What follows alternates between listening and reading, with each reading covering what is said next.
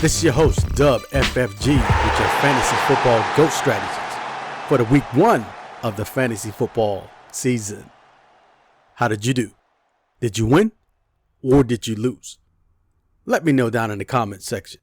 And while you're down there, go ahead and hit that like and subscribe button and share the video with your friends and your enemies in the fantasy football world. So, let's get down to it. Week 1. Here we go. Week 1 of the fantasy football season brings about one thing, and one thing for sure.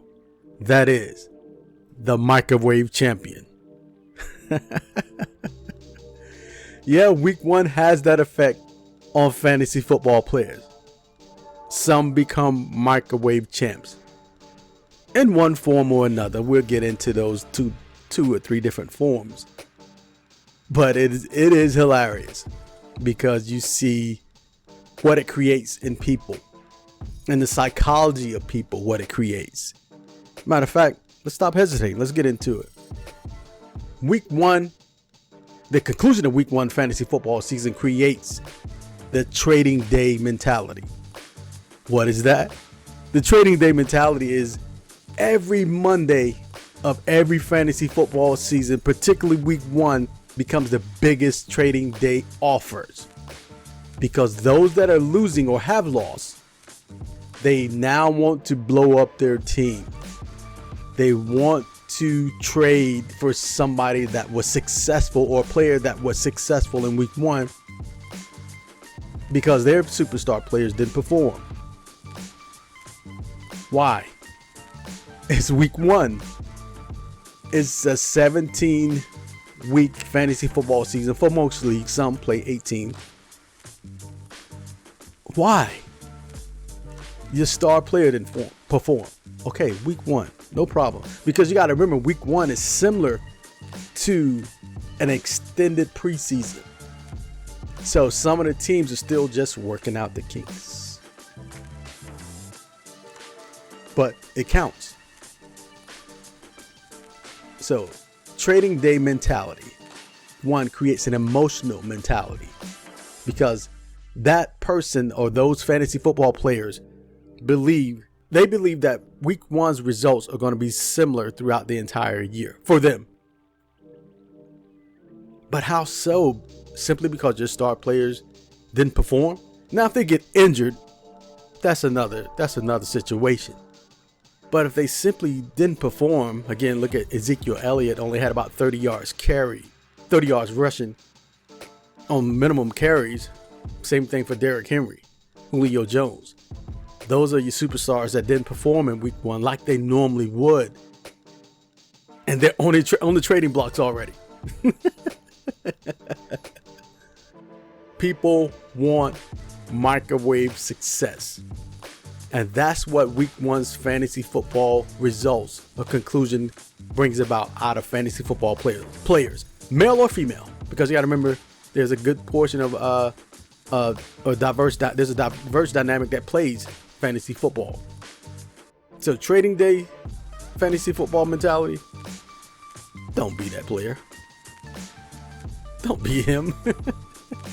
Don't be him that wants to blow up your entire team because week 1 didn't come out the way you wanted to. Let's move on. The second type of mentality that week 1's conclusion creates is the week 1 champion. Now, this one is really funny.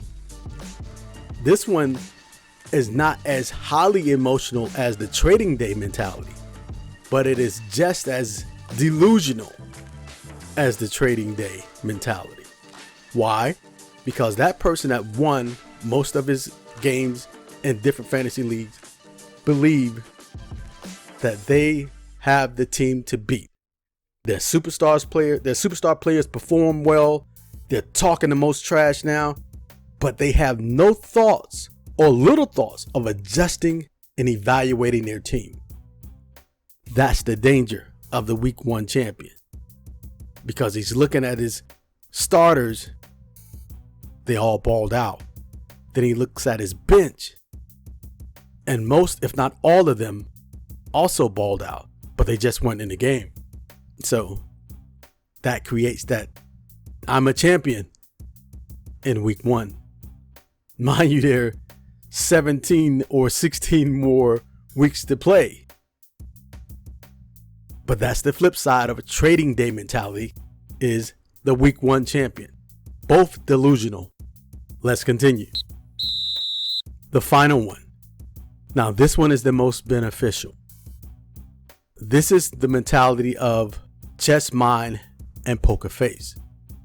This we talked about in one of the earlier videos during the preseason, is titled DNA of Fantasy Champions. Go back and listen to that video as well, and you'll hear some gems dropped in that video. But having a chess mind and a poker face, this person may have won or they may have lost. But either way, they're stoic. They make slight adjustments. But out of the entire thing of the entire conclusion of week 1, the most beneficial is this: they make macro evaluations and micro evaluations. What are those? Macro evaluations. They evaluate week 1 through week 18 or 17, again, depending on your league. They evaluate it for what's to come. They look at their core team. Then they look at the pieces that are interchangeable, where people you can trade off or people that you can pick up or drop an ad in for waiver wire additions.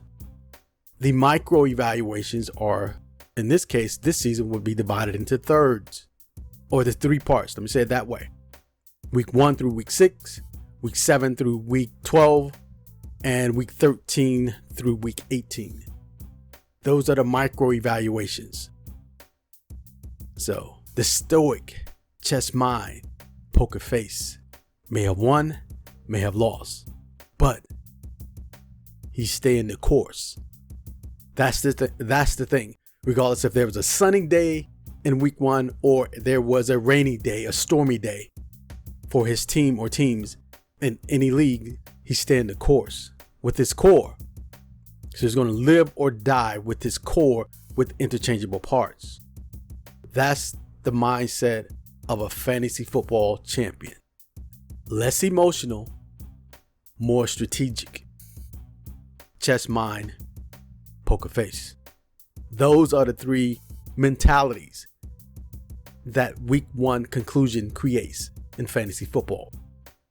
Trading day mentality, week 1 champion, and chess mind and poker face. All 3 are psychological. You didn't know it got that deep, did you? It does. It does. The psychological effects of week 1's conclusion is that. So which one are you? Training day, week 1 champ, chess mind, poker face? Let me know down in the comments section. So until next time, this is your host, Dub FFG, your fantasy football GOAT strategies. Click that like and subscribe button on your way out. Thanks. Till next time.